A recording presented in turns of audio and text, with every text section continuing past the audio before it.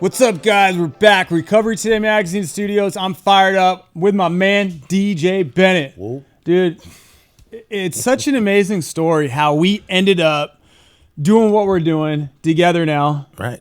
We'll talk about that. But, dude, you have such an amazing story. I've been going to meetings a lot with you, and when you speak, there's certain speakers that, like, you know, you kind of hear what they got to say, but it's no joke. When you speak, it's like everybody in the room, they're just like, wow, it's so powerful. And I think that just comes from everything you've been through and 20 years of recovery. 24 years of recovery. And, dude, I've learned so much. There's so much I just want to dive in. Let's take it back. Who the hell are you, man? I'm DJ Bennett.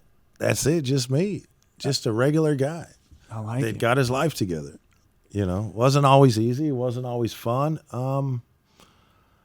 Rough in the beginning. Yeah. You know what I mean? And especially from the background I come from, I grew up in LA, and it wasn't always easy, you know, and I survived. So that's the miracle. Gnarly growing up in LA. How was your childhood? How did that all go? And man, I don't know about you, but I was raised by the hand. So anyone that understands that abuse back in those days wasn't called abuse. It was called straightening out your kids. You know what I'm saying? So that's how I grew up. My dad was a Green Beret soldier. My mom was whatever he said she was. yeah, That was the days. That was the days. crazy days You back know? then. Yeah, scary. Yeah. I'm still alive. I still don't understand what my mom meant by she would get mad and say, "I'm gonna mess your mind up." I still don't understand that to this day. Ooh, that's a rough one. Yeah, dude. that's My rough. mom Bro. Like, said what do you that. mean? You're gonna scramble my brains? No, or? wait, what's going on? I don't know. I've asked her. She don't even know what she remembers telling us. It's that. intimidating. Like, I'm gonna probably. mess your mind up.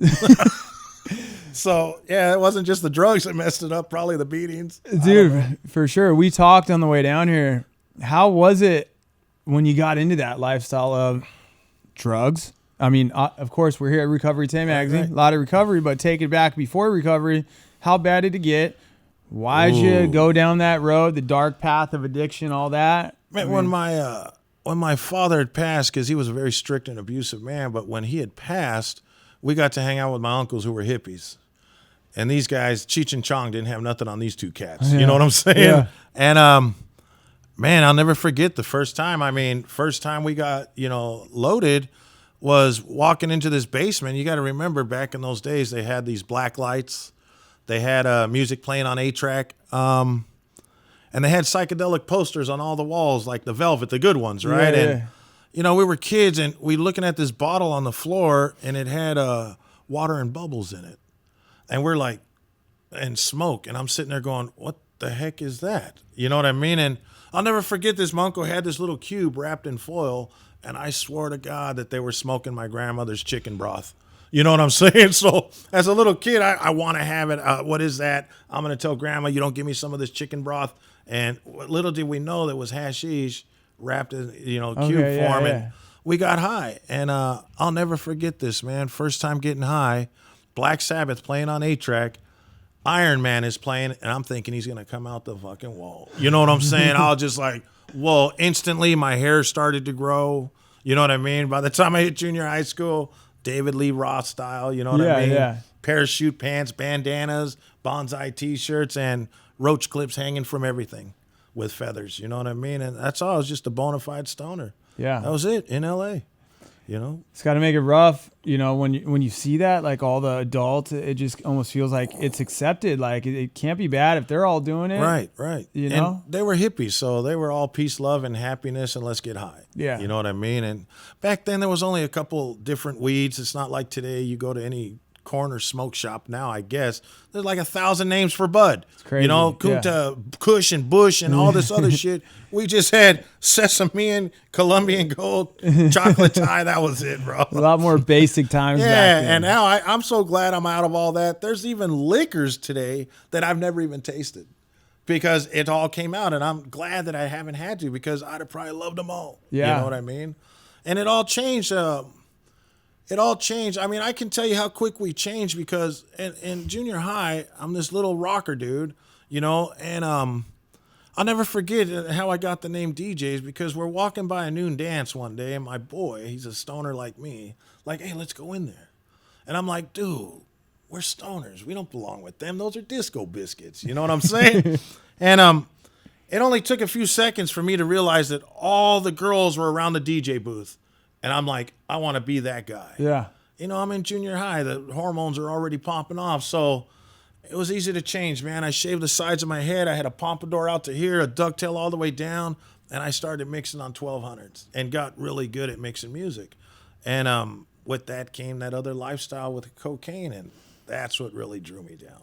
The coke. That cocaine, man. And to be honest with you, the honest truth, I love cocaine so much that this, if it wasn't for the consequences that I faced behind the drugs and the alcohol abuse, I would not be sitting here today. Yeah. Because that's how much I loved it. I didn't have all them bad. I had a lot of good times.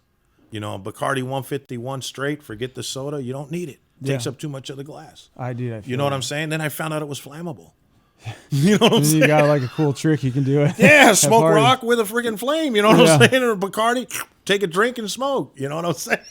I relate to you about that. Like if you take out all the bad times, because I always talk about, you know, there's a lot of good times too. There was a lot. I think about it, but then right after I think about that, it's like I think about all the negative things. And it's like, oh shit, dude, you know. Right. And it's just there's two types of people, dude. There's that person on the end of the bar sipping a martini, and then like you and me, we're like, why? What is that, That's dude? just a You're sip. supposed to pound it. Yeah, pound that shit. Get and another get one. as drunk as you can, as fast as you can. Right, dude. right. Like I want to get there now, not later. Exactly. I stopped drinking beer because of that. Yeah, because yeah. I'd have to drink so much and back and forth to the bathroom. Lame. I said, hard liquor, you get there now. You Done. know what I'm saying? Yeah. And it would always be a guess. Like I would be ready to go up on the stage and start mixing music. And I would always tell myself, do not pound 151 before you get up there and DJ.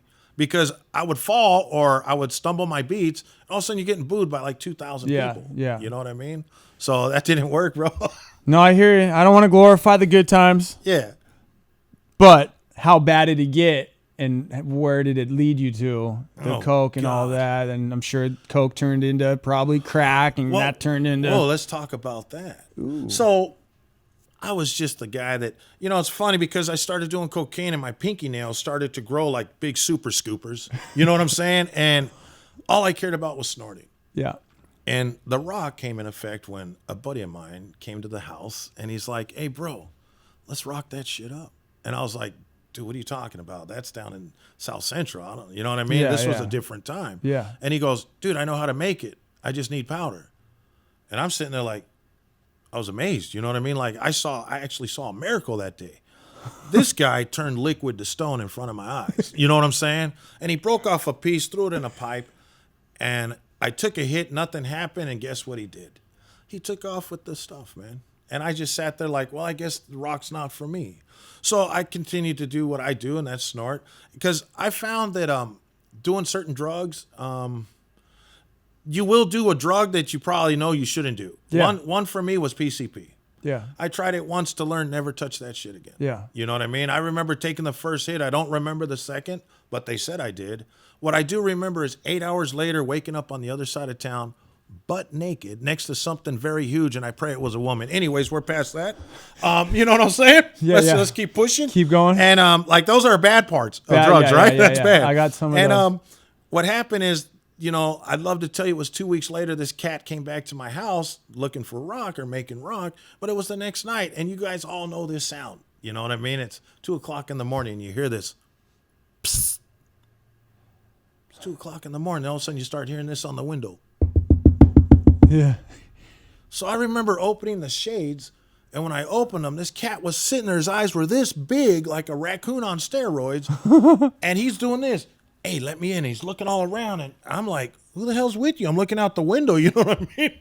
And this guy comes to the door. It's 2:00 in the morning. He says, hey, let's rock it up. Let's rock it up. Let's rock it up. And I'm like, dude, it didn't work for me. Yeah. And he said the magic words. Not sure if anyone listening has heard this before, but he said, that's because you didn't do it right. Boom, the light bulb turned on. He has a magic answer. And I said, I gotta try it right once to know that I'm not gonna like this Yeah. crack or this rock. So I remember he did it. I knew he was a chemist because he had turned liquid to stone before. He did it again, broke off a piece again, threw it in a pipe, told me take it in slow, and I did exactly what he said. Now I gotta tell you, I believe there's laughter in healing, but this was hilarious, man. I remember taking this hit, And halfway through it was like being in an elevator with no stops. It just like floor after floor after floor, and it was wave after wave. And I was trying to blow this smoke out because my ears started ringing so bad. And I'm blowing this smoke out. All of a sudden, the Whittier earthquake hits. The whole house is shaking. And I'm thinking, this shit rocks houses. You know what I mean? And I'm blowing this out. Let me tell you something, man. That was like my introduction to crack cocaine. Like, oh my God. Dude. I had found the love of my life. Yeah. You know what I'm saying? And that's started down from being the guy with the bag to not having the bag and asking for fronts. You know, I can tell you I could never get that high again. Never. I mean, you might have to time an earthquake with the same thing, but what I'm saying is I was never able to get that. And the funny thing is when that happened, his voice changed. All I heard was, right? Because my ears were ringing so bad, and I answered him back in this newfound language, and I was like, right? Bro, never, ever could get it back. Yeah. Never. And I chased it for years. It's the same story in every addiction. You get that first high, you'll never forget. For years, You're bro. always chasing. Oh, You'll for never years. find it. For years, bro. And we do the stupidest things, man. Let me tell you something. We are not daytime people when we're getting loaded. We're like vampires. We hide in that room when the sun comes out, and as soon as it gets dark, we get out and do our thing. You know what I mean? And my thing, if you saw the movie Gone in 60 Seconds, that was my hustle, making cars disappear. Yeah. You know, and I'll never forget this because we think we're so slick. And I'm walking down the road one day, 3 o'clock in the morning down Figueroa in L.A. I mean, that's not something normal people do, Yeah, right? yeah. I know I have an antenna in the back pocket, you know, because every car on my street didn't have an antenna. I needed it for a pipe, you know what I mean? And Brillo and dope on me, and I'm walking, and, you know, 3 o'clock in the morning, you see a car. What do? Your natural instinct is to duck behind the car until it passes. You're like, whew, got away with that one. I didn't catch it on time. I was near a wall. The light hit me, Northeast LAPD, lit me up, and I'm standing there like a Nike posed against the wall going, oh, shit. They got me. You know what I mean? And they sat there laughing about 5 minutes. And I'm like stuck in this position. Like I'm busted, man. And they took off. And I was like, they're playing with me, man. They're playing with me. Yeah. Now, only one or two things might have happened. One cop looked at the other, said, hey, that was pretty good. We'll let him go. And the other one probably said, that's a crackhead. It's too much paperwork. Let's just get out of here. Yeah. You know what I mean? And just stupid things like that happen, man. Stupid things. Crazy. You know what I mean? And yeah, that's the gist of it all. Just always hustling to get more. Always. It was a nonstop job, 24/7. Hustling to get more. Sad where it takes you from. And where because I don't think my mother, when I was born, was sitting there holding me going, oh, you're going to be a good little car thief, a good little crackhead. You know what I'm saying? Like, I don't think that ever happened, bro.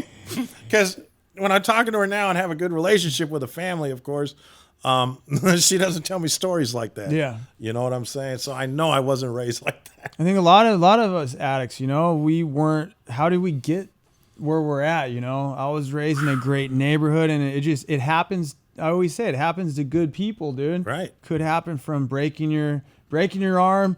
You love Norcos. More and more. Pain medication. It happens to anybody, dude. It's what you do to get out of that hole is what defines you as a human. And that's where we're going to go with you. How did you change all this vicious circle of trying to become a DJ, then finding crack, becoming a professional car thief? Where did it turn around for you, man? Oh man, it got to, see, I thought if I enrolled in college that maybe I could, you know what I mean, get a better way of life. And I remember I applied for Penn State College, and somewhere they messed up on the application and sent me to the state pen. You know what I'm saying? And, man, I started doing time. And I thought the things I was doing was only affecting me, not affecting everyone else around me. And I remember doing, you know, always writing home, you know, because I had an E number and an N number, but those are CDC, California Department of Correction state numbers. And I always would write home, things are going to change, things are going to be better, yada, yada, whoop. And I would always fall into that vicious cycle, back in and out of that revolving door. Next thing, another violation. This time, another violation. This time, you're going to pick up an N number. And it wasn't until I got so desperate.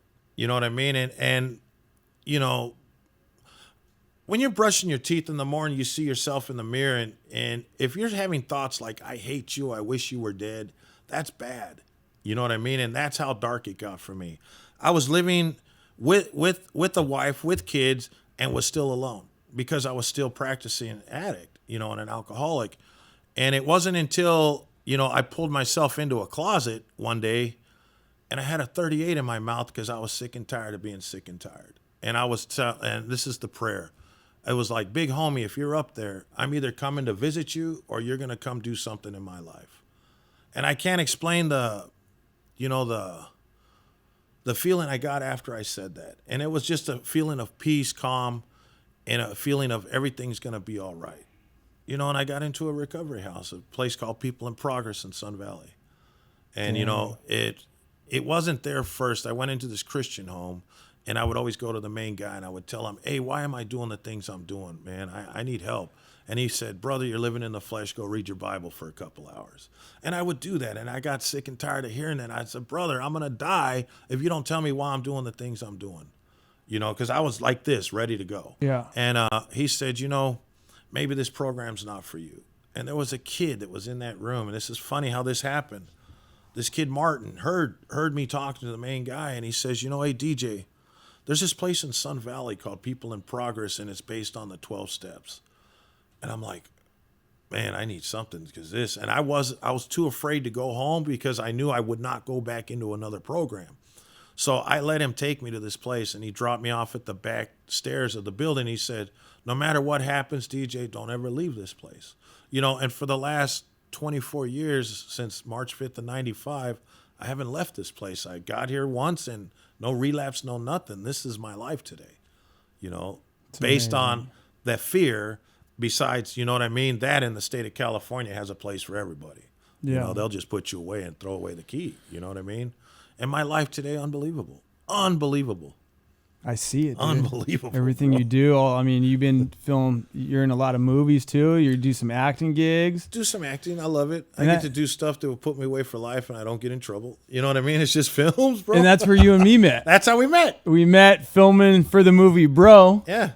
And that's where I remember, because Danny Trejo is your sponsor. Correct. And good friend of yours. Yeah. But I remember we were filming a scene.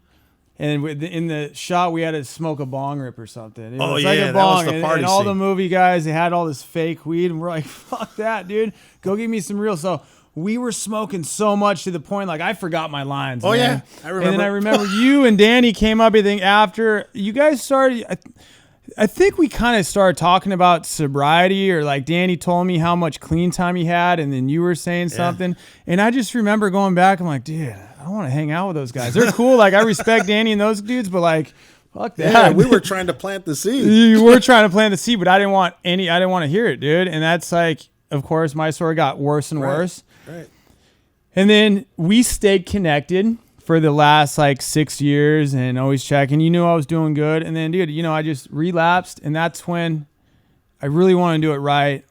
Go to meetings, do the steps, find a sponsor. But for me, it was always hard to find a sponsor that I could talk to every day and just open up. I've always had that problem, but I'm like, DJ, dude, we talk all the time. And that's when I called you up. I'm like, dude, DJ, will you be my sponsor, man? And then that's how we just been staying connected, been going to meetings. You've been helping me a lot, bro. And like, it's so rad to see 24 years sober, everything you do, like you're always just positive, dude. And even sponsoring people, that's like an honor for us to even give back to somebody like that. Because believe it or not, we get back what we give 100%. Through our sponsees. You know what I mean? Like I said, I've always admired you, always like looked up to you like, dude, you do some stuff that like there'd be no way in hell I would even attempt. You know what I'm saying? And I remember that one incident too when we were on set and we're about to film this scene.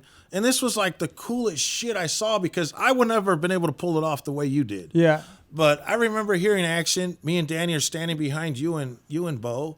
And I remember you, after action was called, you stepped aside real quick, threw up, wiped off, stood back there like never missed a beat, and just went on with your scene. And I was like, dude, me and Danny were looking at each other like, dude, that was pretty pro the way you did that. But we were like, dude, this was us. This was us. And I was dope sick. That's why and it was, we saw in yeah. you what we had already been through, and that's why a lot of the times we were on set together, we'd always pull you aside and be like, "Hey, bro, do you still want to continue living like this? There's a way out, you know?" Yeah. And I remember you saying, "Oh yeah, I know. Yeah, I know." And those are the two words that we should never, as a new person, say is the words "I know." Yeah. Because we don't know. Even me with 24 years, I do not know everything, brother. And I stay teachable and open-minded. You know what I mean? The key to this program is helping someone else. Yeah. That's the key. That's the key.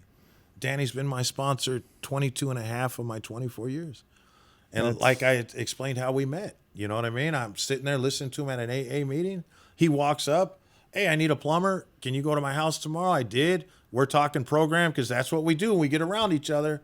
And he just asked me a simple question like, "Hey, who's your sponsor?" And all I said was some guy that never answers his phone. And he goes, "Well, I'm your sponsor from now on." And that's how that happened.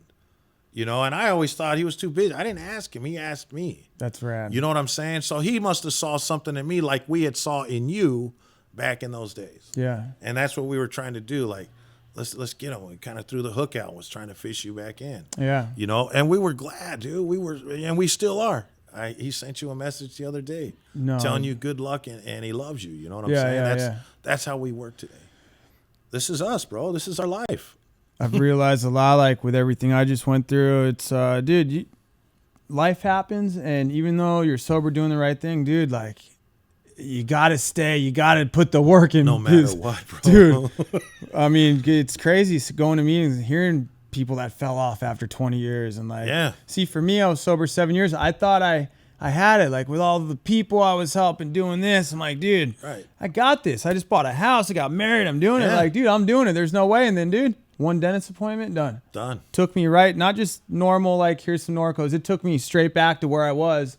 Crazy. It was eye-opening. I'm glad it happened because it scared me enough and it made me realize, dude, I need somebody like you in my life. I need to listen more. I don't know everything, dude. Brother, we're in the right place. Exactly. You know, and another thing that my sponsor's very wise. You spoke with him. Yeah. He says nothing happens by accident. I believe nothing. That. Yeah.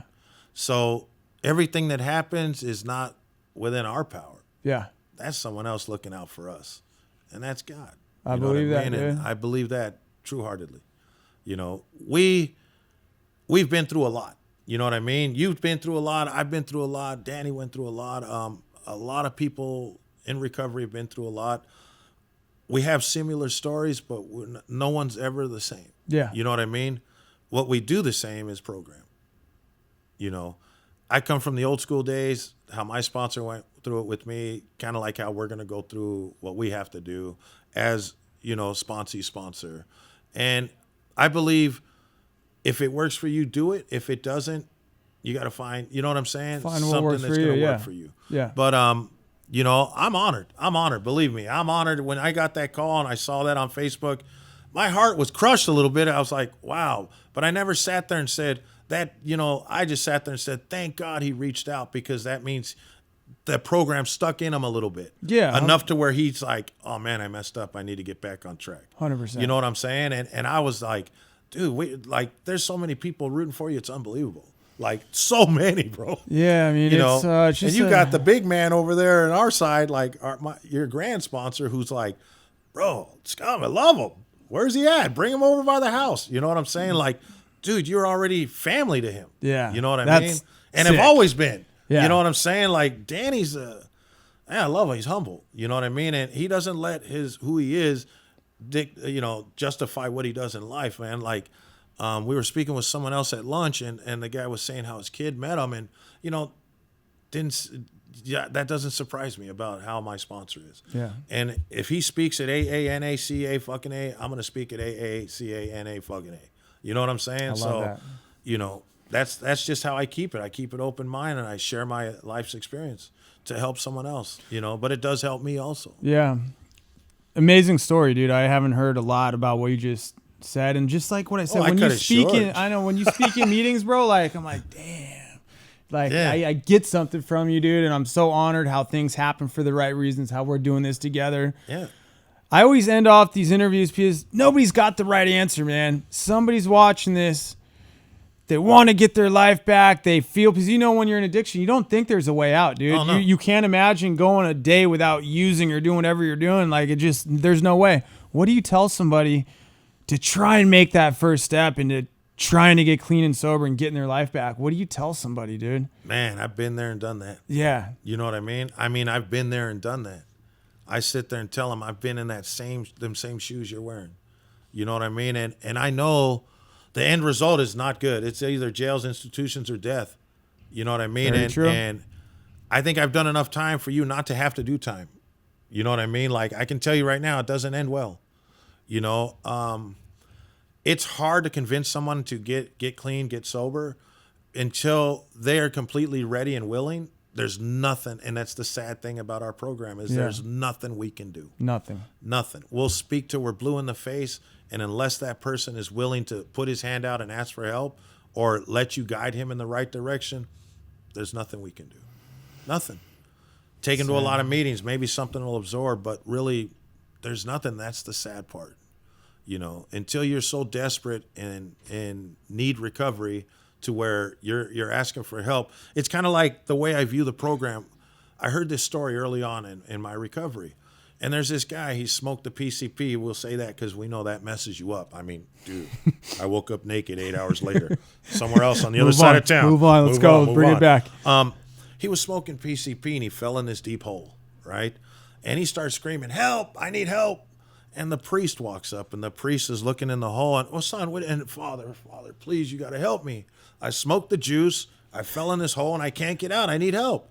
So the father sat down with him, the priest, and he prayed. He threw him a Bible, and he left. And the guy's sitting there like, what the hell? And he starts screaming again, "Help, I need help." So this rich man walks up, and the rich man looks in the hole. "What's going on, son?"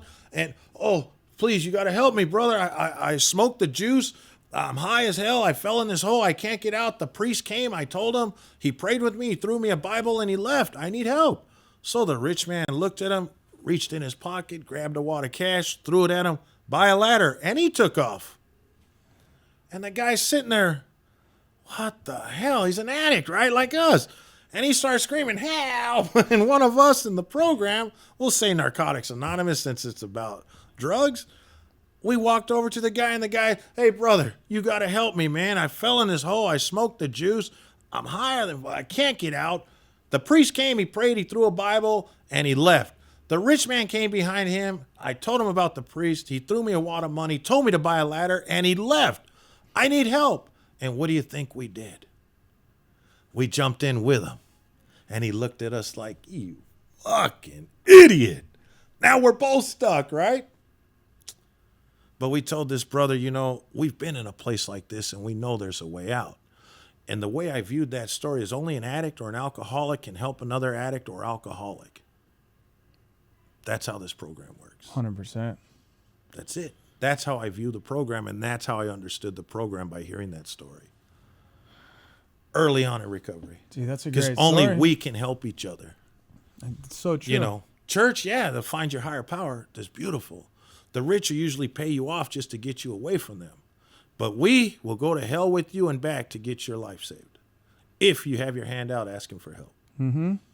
It's the truth. Dude, so true. That's how I live my life. Yeah, it's a great analogy, dude. Yeah. My brother. DJ, such an honor, dude. I'm so happy for the future, what we do together. We got a whole life to live. Honor, dude. Thank you, my brother. Thank you so much. Real deal right here. Thank you, guys. We're out. And we'll get Danny on here one day. You're going to have You sponsors. said it. That's it. He already agreed. Thank you, dude.